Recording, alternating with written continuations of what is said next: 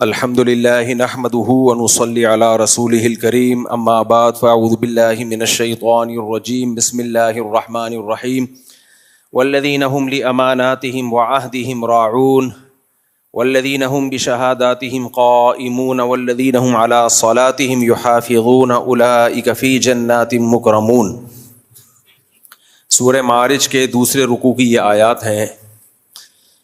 اللہ نے اہل ایمان کی صفات بیان کی بہت ساری، ان میں ایک صفت والذین هم لاماناتہم وعہدہم راعون، یہ لوگ اپنی امانتوں اور معاہدوں کی رعایت کرتے ہیں۔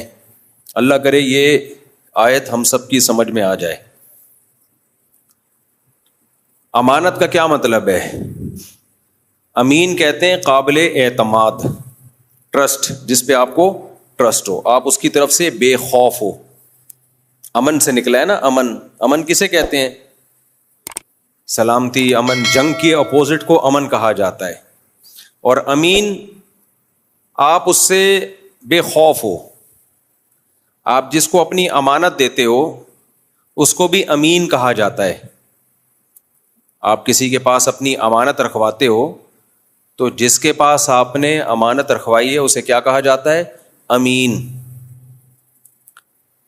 کیوں امانت کیوں رکھوا رہے ہو؟ آپ اس سے بے خوف ہو، آپ کو بتائے بھائی یہ بندہ ایک نمبر ہے، میں اس کے پاس کچھ بھی رکھواؤں گا تو مجھے ٹرسٹ ہے، اس پہ اعتماد ہے، یہ اس میں ڈنڈی نہیں مارے گا، گھپلا نہیں کرے گا۔ آپ رکھوا کے چلے جاتے ہو سفر میں، کہیں بھی اعتماد کرتے ہو آپ اس کے اوپر۔ تو اللہ تعالیٰ قرآن میں کہتے ہیں کہ جب ان کے پاس کوئی امانت رکھوائی جاتی ہے نا تو یہ اپنے ٹرسٹ کو، اپنے اعتماد کو ٹھیس نہیں پہنچانے دیتے۔ یہ اپنے عمل سے ثابت کرتے ہیں کہ واقعی ہم قابل اعتماد ہیں، کہ ہم پہ کسی بھی چیز میں کوئی ٹرسٹ کیا جائے، کوئی راز ہمیں دے دیا اسے فاش نہیں کرنا، تو یہ اس میں پورے اترتے ہیں۔ اب آج بتاؤ، آج کیا مسلمان اس معیار پہ پورے اترتے ہیں؟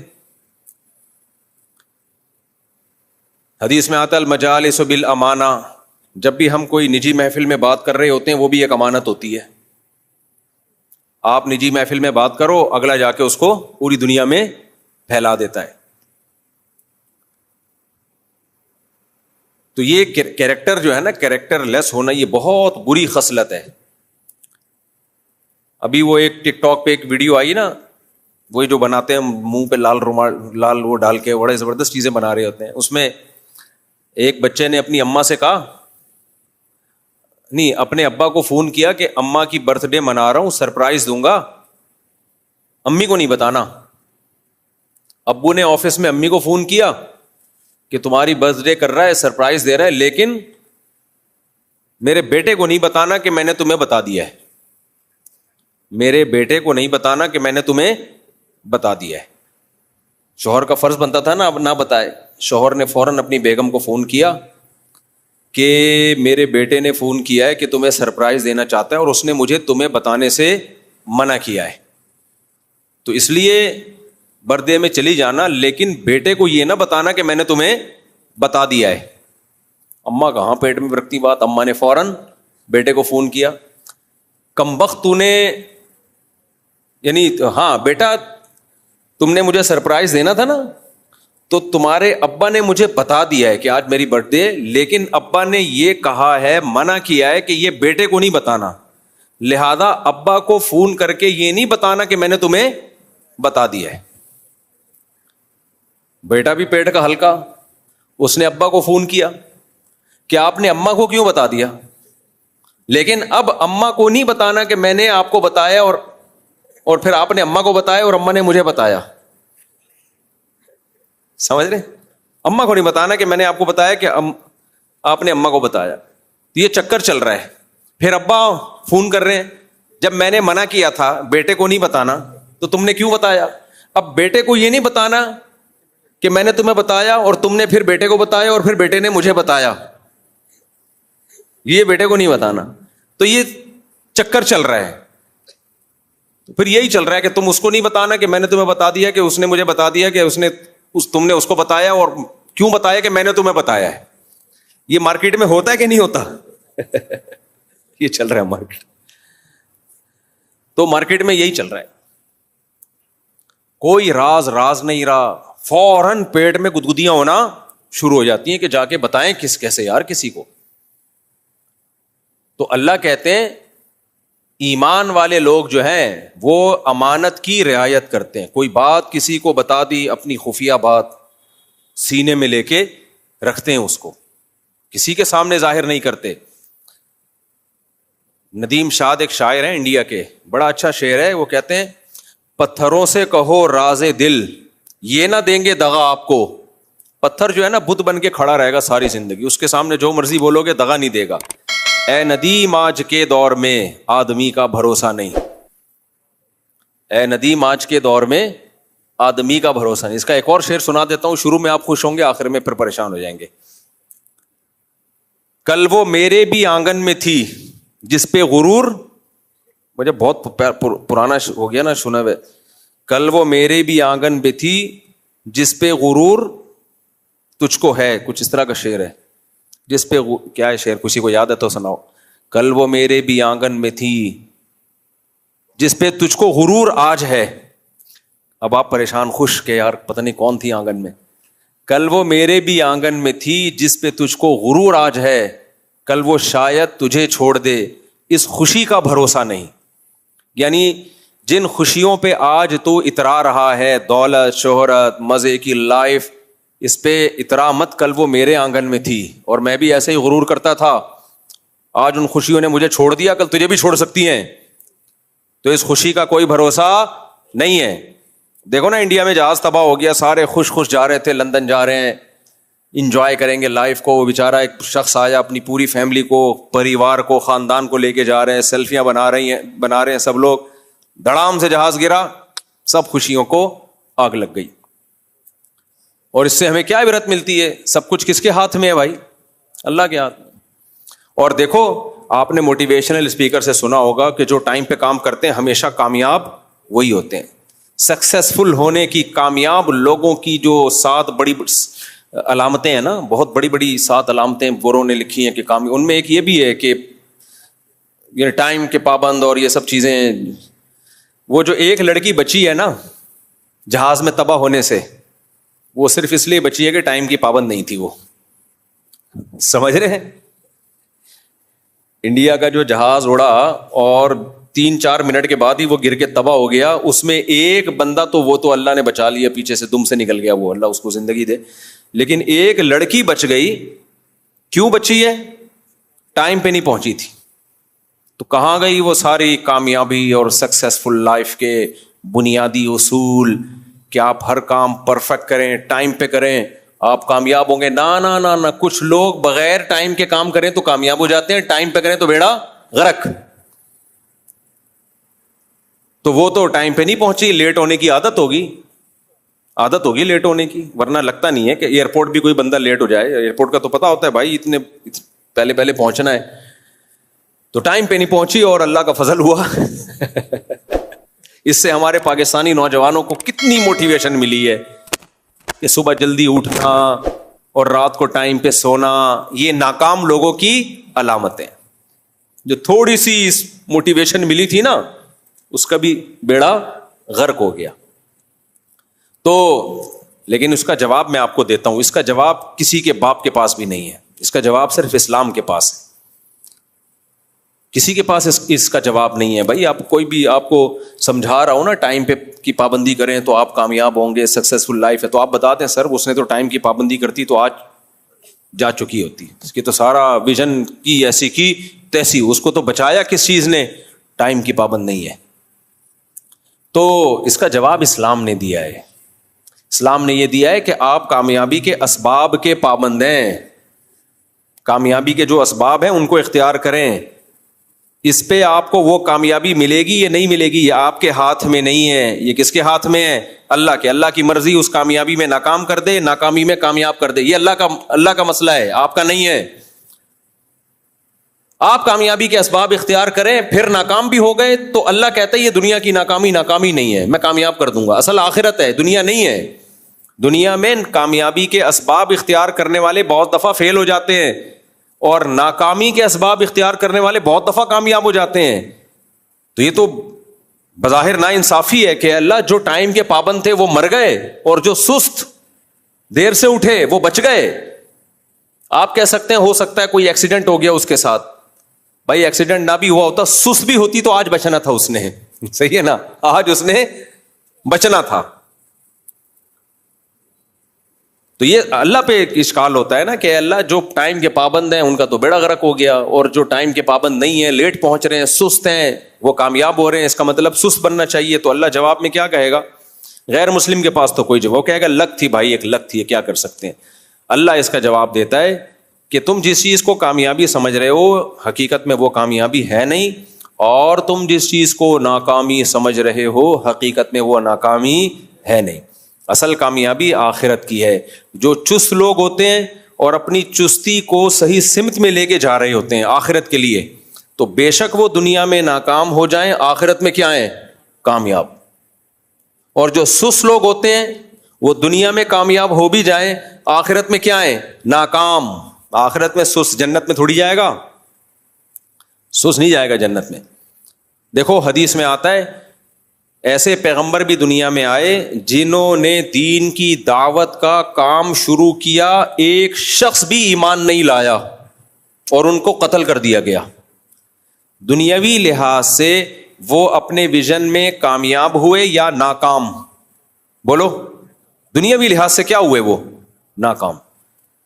بھائی ایک شخص تو لے آتا نا ایمان, ایک بھی نہیں لایا اور قتل کر دیا گیا. لیکن آخرت میں کیا ہے؟ کامیاب ہے بھائی. اور والسماء ذات البروج میں جو اللہ نے بیان کیا, سورہ بروج میں واقعہ, اس میں کیا تھا کہ ایک نوجوان تھا, ایک نوجوان, بادشاہ نے کہا جادوگر سے نا, بادشاہ لوگ اس کے جادوگر تھے جو لوگوں کو الو بناتا تھا, تو اس سے بادشاہوں کے منجن بھی بکتے ہیں. جیسے پھونکوں والی سرکار اپر لیول پہ تعلقات ہیں تو اوپر تک کھانچے چلتے ہیں ان کے. یہ چھوٹے موٹے لوگوں کا کام چھوٹی موٹی پھونکیں ہوتی ہے. اتنے بڑے پیمانے پر ہول سیل کے حساب سے اگر کوئی پھونک مار رہا ہے تو اس کا مطلب اونچی سطح پہ, چاہے وہ اسٹیبلشمنٹ ہو, چاہے وہ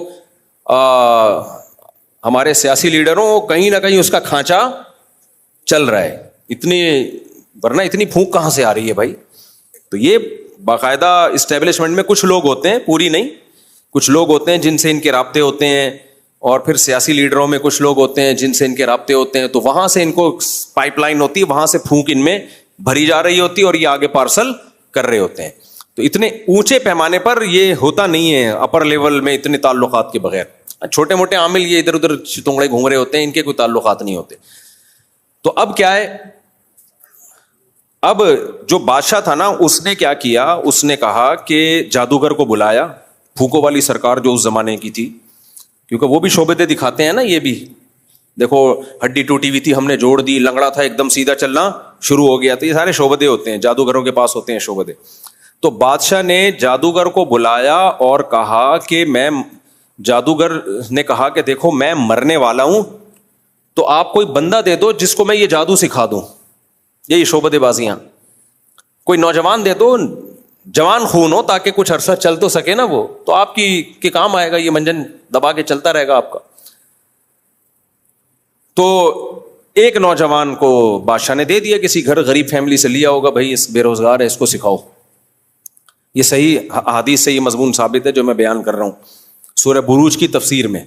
تو اب ہوا کیا کہ جب وہ جو جادوگر تھا نا, جو نوجوان تھا, اس نے جادو سیکھنا شروع کیا اس زمانے کی پھونکوں والی سرکار سے کہ یار صرف یہ پھونک, آپ کی کل مرنا بھی ہے نا, پھونک نکلے گی بہرحال ایک نہ ایک دن.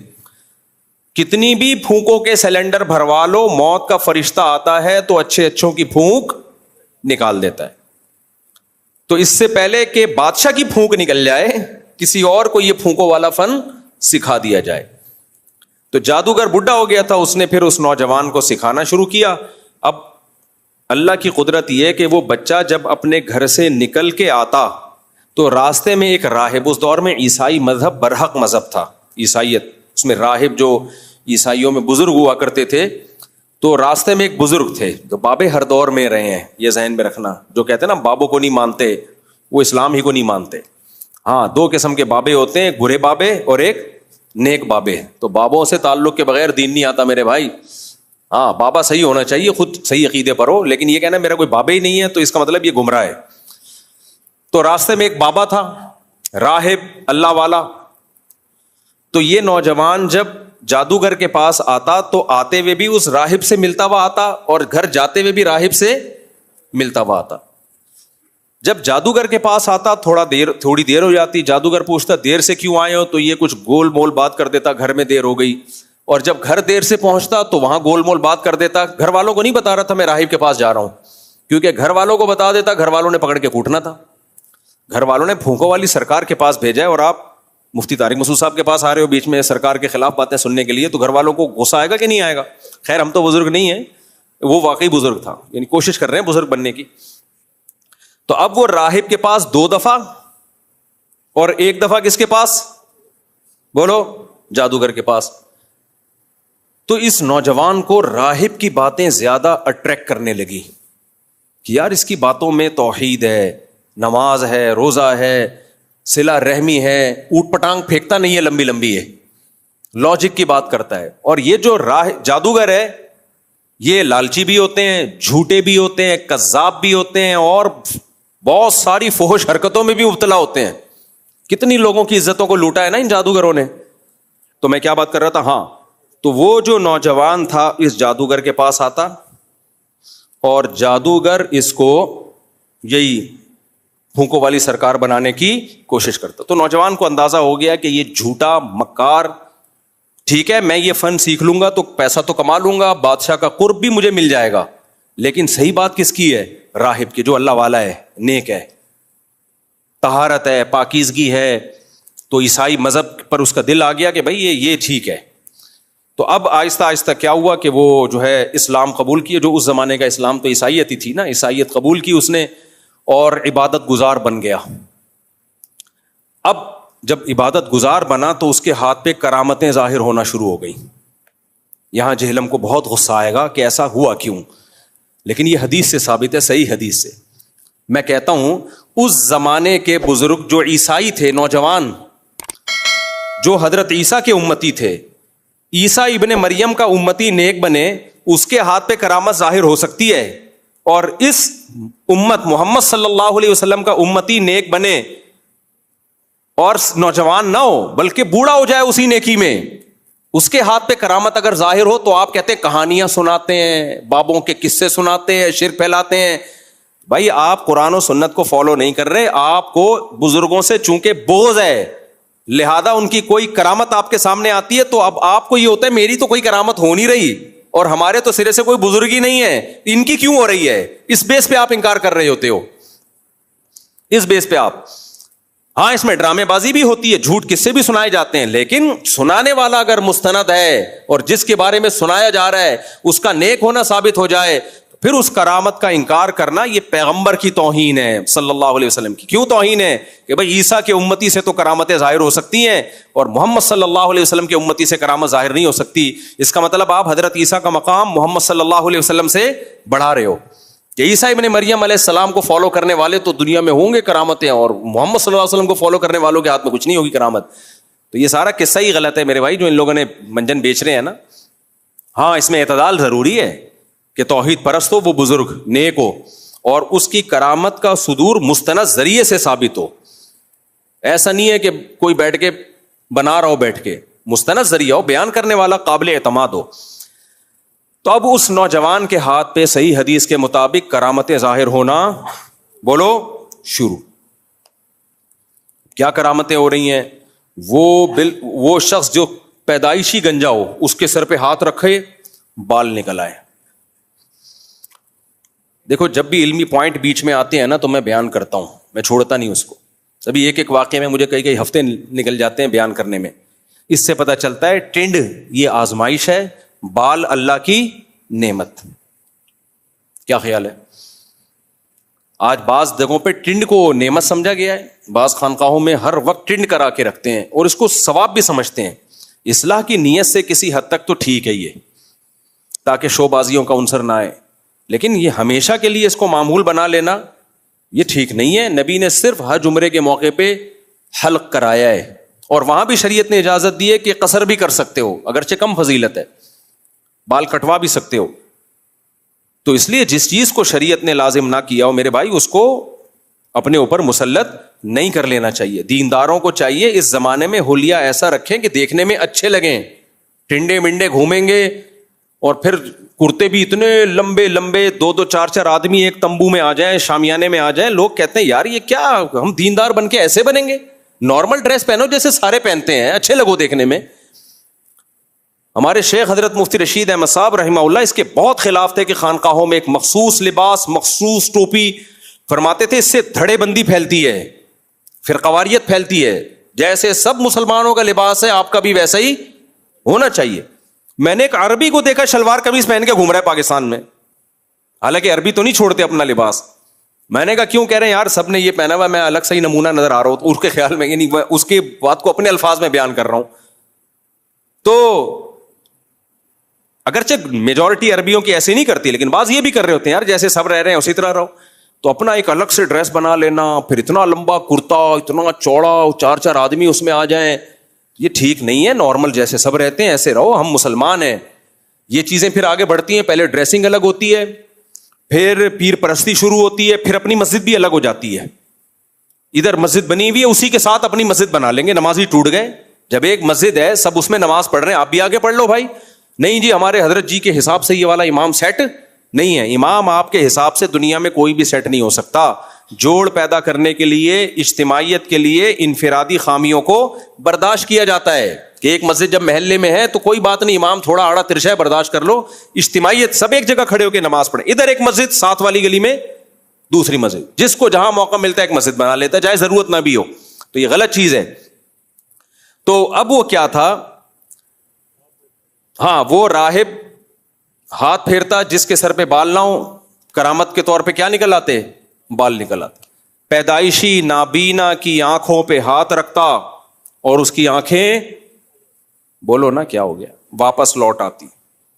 اور اس طرح کی کوڑ کے مریض جو اس زمانے میں یہ بیماری ناقابل علاج تھی, پھونک مارتا یا ہاتھ, بھائی پورے الفاظ حدیث کے یاد نہیں ہے, تو وہ ٹھیک ہو جاتا. لوگوں نے کہا یہ تو بھائی بہت بڑا جادوگر بن گیا ہے. جادو, اس کو لوگوں کو کیا پتا چھپڑ میں کس کے پاس جا رہا ہے؟ راہب کے پاس جا رہا ہے. یہاں بھی ایک اور بات ہو سکتا ہے, کوئی جب ہم اپنے بزرگ کی کرامت بیان کرتے ہیں تو بعض لوگ یہ بھی کہتے ہیں صحابہ کے ہاتھ پہ تو یہ کرامت ظاہر ہوئی نہیں.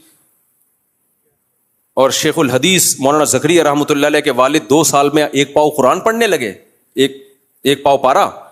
صحابہ میں تو ایسا ہوا نہیں. کرامت میں یہ نہیں ہوتا کہ جس کے ہاتھ پہ کرامت ظاہر ہو رہی ہے وہ اپنے بزرگ سے افضل ہو. بعض دفعہ چھوٹے کے ہاتھ پہ کرامت ہوتی ہے, بڑے کے ہاتھ پہ نہیں ہوتی. اس پہ میں کئی بار بیان کر چکا ہوں, کیا تو یہ ٹاپک پورا چینج ہو جائے گا میرا. حالانکہ وہ راہب کی دعوت پہ دین پہ آیا تھا, تو راہب کے ہاتھ پہ تو یہ کرامت ظاہر نہیں ہو رہی تھی, شاگرد کے ہاتھ پہ ہو رہی ہیں. تو اس سے یہ نہیں پتا چلتا اس نوجوان کا مقام اس راہب سے بلند ہو گیا تھا. بھائی اللہ نے کسی سے کوئی خاص طرز پہ کام لینا ہوتا ہے تو اس کے ہاتھ پہ الگ وہ کرامت ظاہر کر دیتے ہیں. کسی سے الگ کام لینا ہوتا ہے نوعیت کا, اس کے ہاتھ پہ ظاہر نہیں کرتے. جیسے سلیمان علیہ السلام کے امتی کے ہاتھ پہ کرامت ظاہر ہوئی کہ تخت آ گیا سیکنڈوں میں, سلیمان علیہ السلام نہیں لے کر آئے, نہ لا سکے وہ.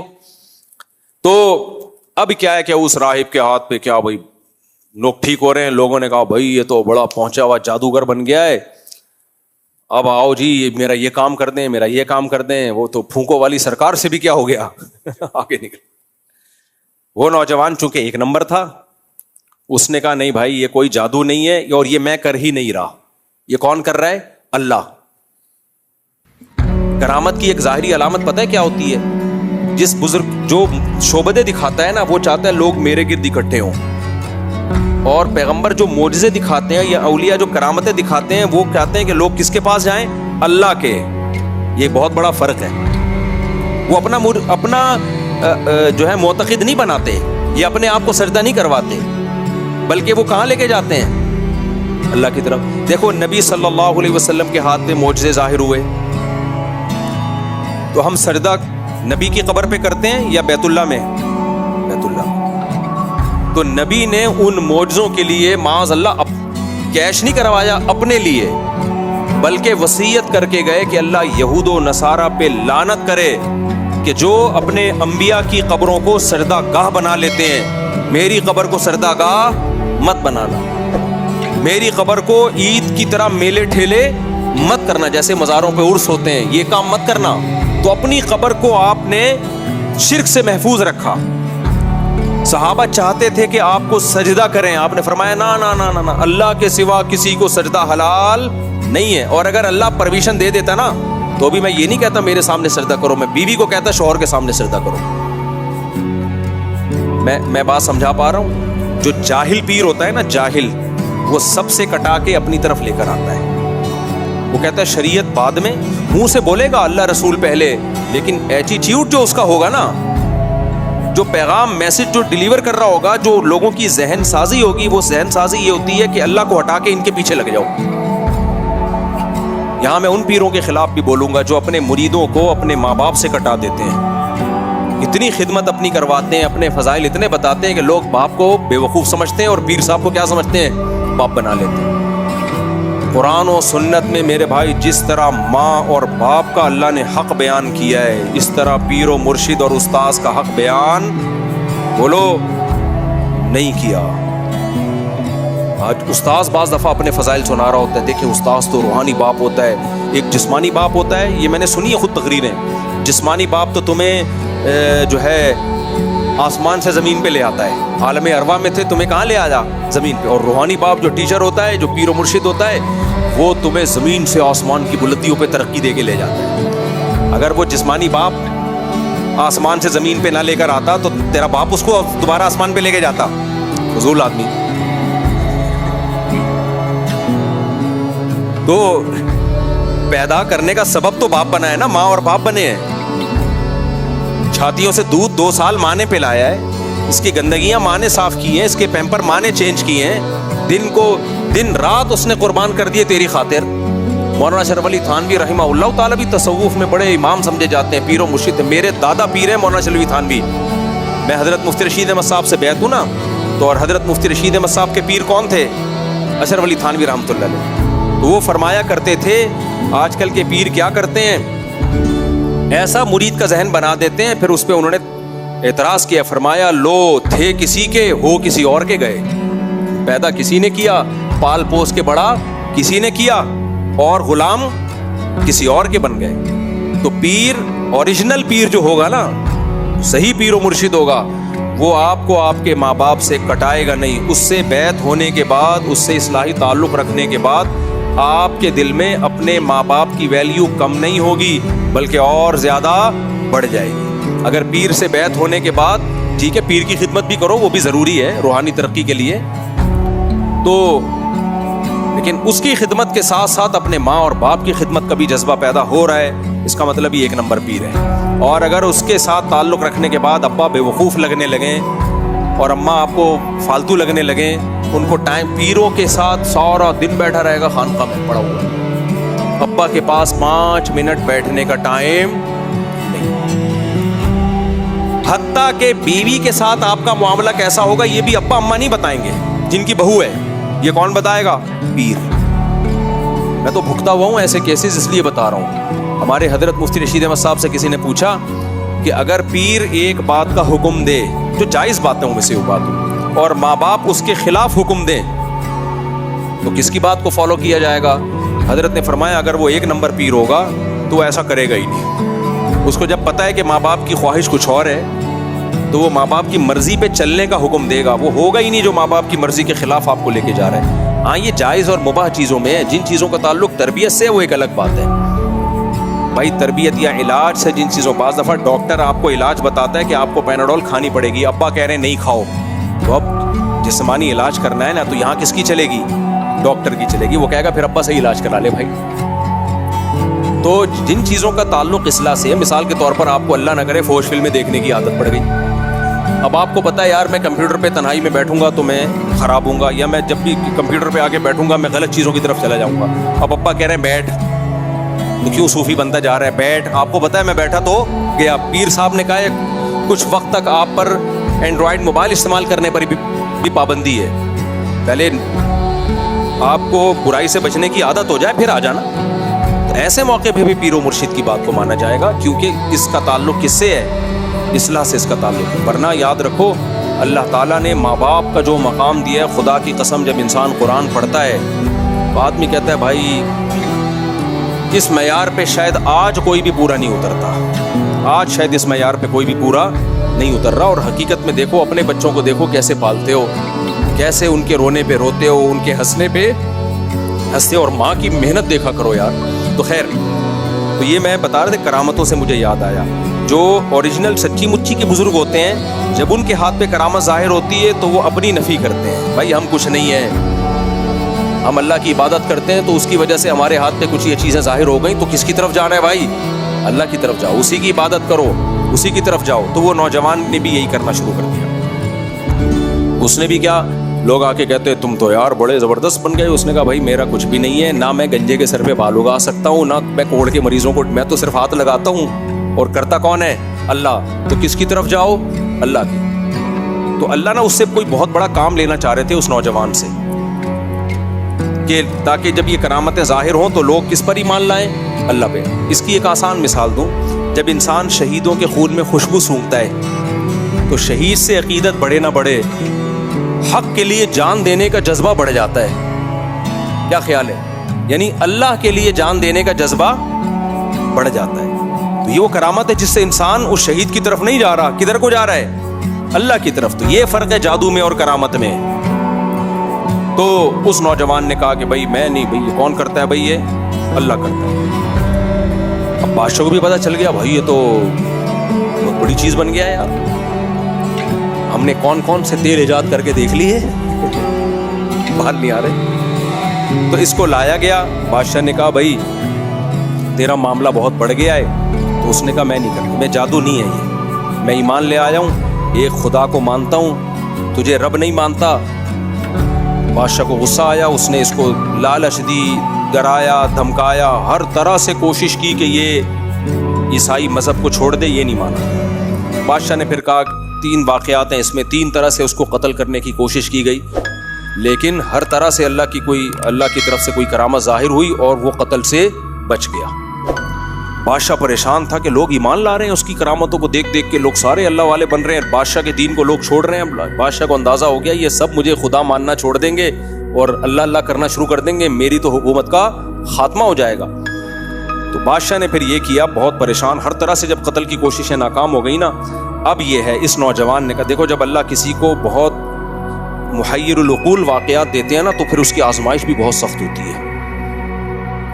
تو اس نوجوان نے کہا دیکھ تو اگر مجھے قتل کرنا چاہتا ہے میں ایک طریقہ بتاتا ہوں. اب یہ اس نوجوان کا ایک طرح سے فدائی حملہ تھا، صحیح ہے نا. تو مجھے قتل کرنا چاہتا ہے تو میں تجھے طریقہ بتاتا ہوں. کتنی بڑی قربانی دی اس نوجوان نے.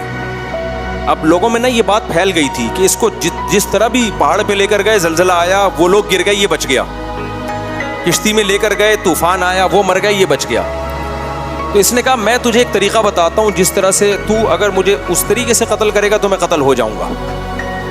وہ کیا ہے، تو چوک میں ساری دنیا کے لوگوں کو بلا، اپنے ملک کے جتنے بھی لوگ ہیں، اور مجھے چوک پہ کھڑا کر کے تیر مار اور کہ بسم اللہ و ربی ھذا الغلام، اللہ کے نام سے اور اس نوجوان کے خدا کے نام سے، رب کے نام سے. جب اللہ کا نام لے کے مارے گا میں مر جاؤں گا. نوجوان کو اندازہ تھا کہ جب یہ اللہ کا نام لے گا تو لوگ کہیں گے بادشاہ نے ساری کوششیں کر لیں کچھ نہیں ہوا، اللہ کا نام لیا ہے تو یہ اس کا مطلب کرنے والا کون ہے؟ اللہ. نوجوان کو پتا تھا یہ جب ہوگا نا تو لوگ بادشاہ کے دین کو چھوڑ دیں گے اور یہ بھی دیکھیں گے میں نے اتنی بڑی قربانی دی. جو قربانی دینے والا ہوتا ہے وہ 2 نمبر نہیں ہوتا. کیوں؟ پیسوں کے لیے اگر یہ سب کچھ کر رہا ہوتا، پھونکوں والی سرکار کہیں شہادت کے لیے نام لکھوائے گی؟ وہ ناموس رسالت کے نام پہ منجن بیچیں گے. ناموس رسالت کہیں بھائی اگر تشکیل ہو رہی ہے چلو بھائی جاؤ جی غزہ کے لیے کتنے لوگ ہیں، پھونکوں والی سرکار کہے گی میں یہیں سے بیٹھ کے میزائلوں پہ پھونک ماروں گا بس. اس ٹائپ کی جتنی سرکاریں ان میں قربانی کیونکہ کھا کھا کے مسٹنڈے ہو چکے ہوتے ہیں، موٹے ہو چکے ہوتے ہیں. تو جتنے یہ پیر و مرشد ہیں جو کہتے ہیں توہین، میں تبھی بار بار کہتا ہوں نا میرے خلاف جو قتل کے فتوے دیے جا رہے تھے اڑا دو. اور میرے کیا جو بھی جس کی بیچارے کی زبان لڑکھڑا گئی، کوئی ایسی بات ہو گئی جو اس کو وضاحت کا موقع بھی نہیں دے رہے ہوتے، تو غلطی کا اعتراف کر لیا پھر بھی معاف نہیں کر رہے ہوتے، تو پھر یہ بعض لوگ کیا کرتے ہیں اس کے بعد بھی مار دو اور یہ قتل کر دو. تو بھائی تم خود کیوں نہیں کر رہے؟ جنت میں جانے کا تمہیں شوق کیوں نہیں ہے؟ اپنے مریدوں کو کیوں مروا رہے ہو؟ جب تمہارا کوئی مرید قتل کرے گا, کیس چلے گا, پھانسی ہوگی, تم سے جنازہ پڑھنے آ جاؤ گے. تو بہتر یہ ہے کہ تمہارا جنازہ ہو اس دفعہ کس کا جنازہ ہو؟ تم پہ کیس چلے, تم پھانسی پہ لٹکو, غیر قانونی طور پہ کسی کو قتل کر کے تم پھانسی پہ لٹکو, پھر تم مرنے کے بعد ہیرو بنو. ان میں سے کوئی نہیں چاہتا کہ میں ہیرو یعنی یہ والا ہیرو میں بنوں. یہ چاہتے ہیں زندہ زندگی میں ہم ہیرو بن جائیں. تو اس لیے جب بھی کوئی ایسی بات کیا کرے نا, وہ کہ یہ پسل لیں, آپ جا کے یہ کام کر لیں, مریدوں کو ورگلانے کی کوشش نہ کریں. تو اس نوجوان نے تو اپنی جان پیش کی. اس نے کہا بادشاہ تو ایسے کر. لوگوں میں ہلچل مچ گئی, بھائی ایسے ہونے والا ہے. بادشاہ نے کہا یار میں پبلک کو کنٹرول کر لوں گا, اس کو کنٹرول کرنا ممکن نہیں ہے. اس کے ساتھ تو اللہ کی مدد ہے, ایک دفعہ یہ شہید ہو جائے تو پبلک کو میں سنبھال لوں گا. لیکن اس کو پتا نہیں تھا کہ پبلک جب یہ واقعہ دیکھے گی نا تو وہ بالکل تیرے ہاتھ سے نکل جائے گی. قربانی یہ نوجوان دے رہا ہے. تو اس کو کسی ستون پہ لٹکایا گیا اور بادشاہ نے اللہ اکبر بسم اللہ و رب ھذا الغلام, اللہ کے نام سے اور اس غلام کے رب کے نام سے, جب یہ تیر چلایا, تیر اس کی کنپٹی پہ لگا اور یہ اسی وقت شہید ہو گیا. ایک بعض روایات میں آتا ہے حضرت عمر رضی اللہ تعالیٰ عنہ کے دور میں اس کی قبر کھولی گئی تھی تو تیر کا جو زخم تھا وہ ہرا تھا اور اس سے خون بہ رہا تھا. شہیدوں میں بہت ایسا واقعات ہوتے ہیں کہ 10 سال کے بعد قبریں کھلتی ہیں, جسم بھی سلامت ہوتا ہے, خون بہ رہا ہوتا ہے. یہ کامن ہے شہیدوں میں, بہت ہوا یہ واقعہ. تو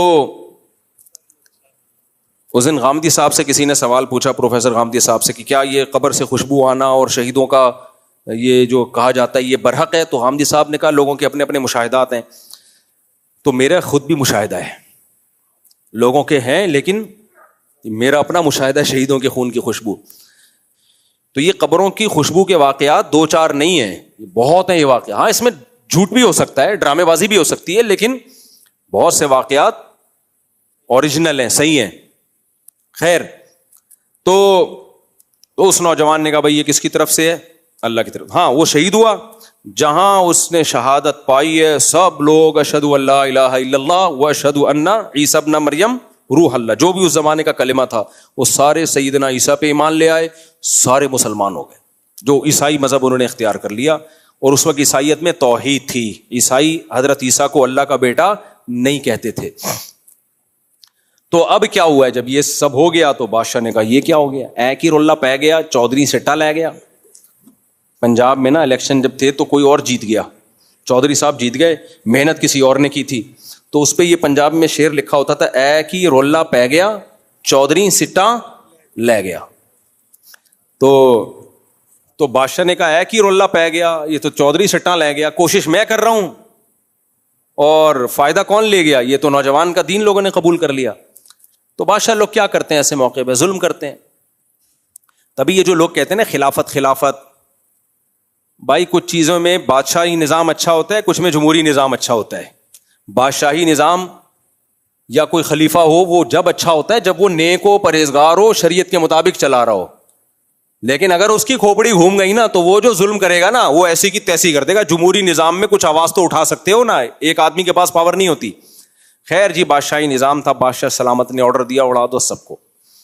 اور جو سرکاری تھے بادشاہ کے فوجی موجی, تو بادشاہ نے خندقیں کھدوائیں پورے شہر میں اور کہا کہ جو بھی ایمان نہ لے کر آئے نا اس کو اس آگ میں ڈال دیا جائے. تو لوگ فوجی اس کے پکڑ کے لاتے رہے, ایک ایک شخص کو آگ میں ڈالتے رہے. ایک عورت آئی جس کی گود میں بچہ تھا. عورت کو ترس آتا ہے نا اپنے دودھ پیتے بچے کو, میں کیسے لے کے آگ میں چھلانگ ماروں. تو صحیح بخاری مسلم کی حدیث ہے, چند بچے جو ماں کی گود میں بولے ہیں نا ان میں یہ بچہ بھی تھا. یہ بچہ ماں کی گود میں بولا, اس کی بھی کرامت ظاہر ہوئی. لوگ کہتے ہیں مولانا زکریا رحمۃ اللہ علیہ کے والد ماں کی گود میں کیسے قرآن پڑھ لیا. تو ماں کی گودوں میں چھوٹے بچوں کے بولنے کے بہت سارے واقعات ہوئے ہیں, یہ کرامت کے طور پہ. بہت سارے نہیں تو چند واقعات ہوئے ہیں.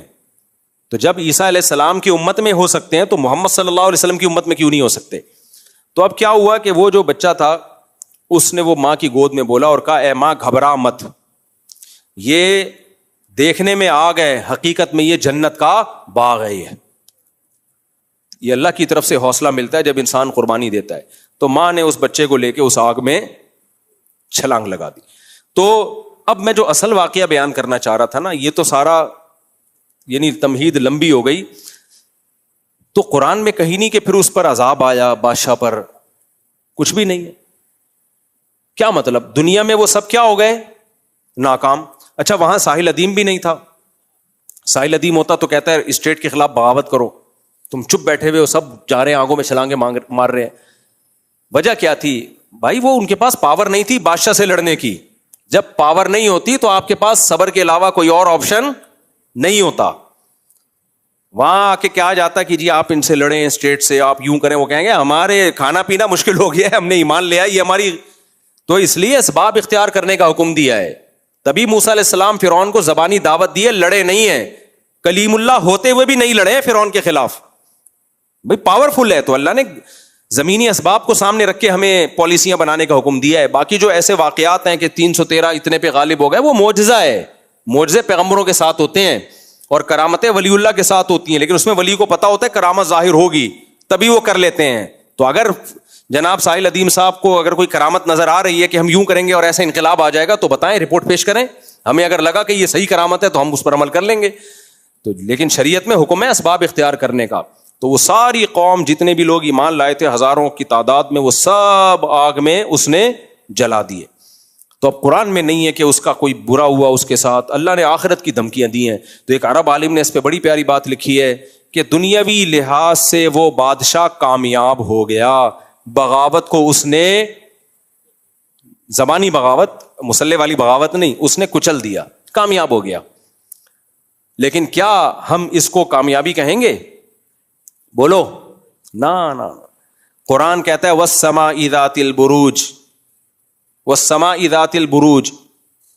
یہ تو میں ہر فجر میں پڑھ رہا ہوتا ہوں. وَالسَّمَاءِ ذَاتِ الْبُرُوجِ وَالْيَوْمِ وَشَاهِدٍ وَمَشْهُودٍ قُتِلَ أَصْحَابُ الْأُخْدُودِ النَّارِ ذَاتِ الْوَقُودِ.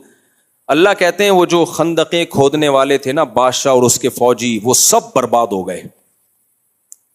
اذ ہم علیہا قعود وہم علی ما یفعلون بالمؤمنین شہود. وہ یہ تماشا دیکھ رہے تھے, مظلوم کمزوروں بچوں عورتوں کو آگ میں جلتا ہوا دیکھ کے تماشا دیکھ رہے تھے, اور بلکہ بادشاہ کے ساتھ اس ظلم میں شریک تھے.